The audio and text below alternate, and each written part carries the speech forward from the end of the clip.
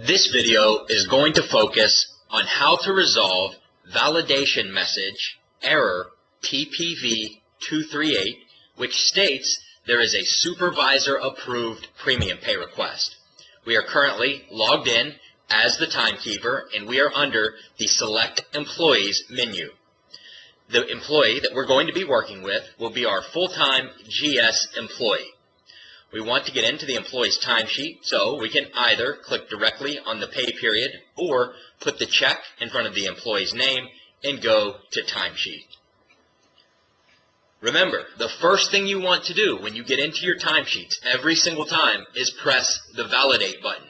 And you're not pressing the validate button with the intention of actually validating the timesheet.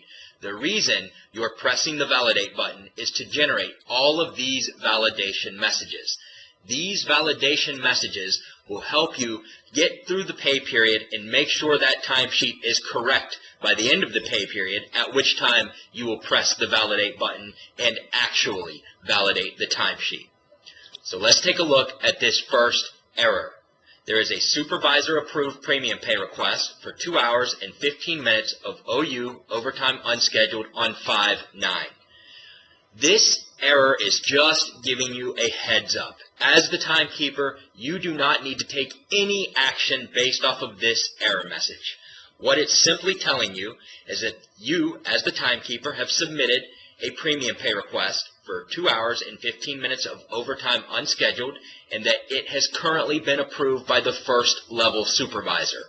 That is why the status is supervisor approved.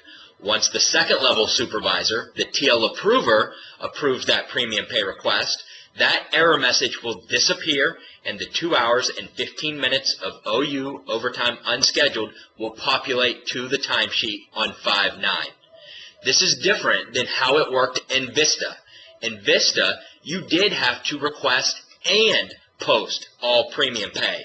But in VETAS, this is a change that makes it easier for the timekeepers.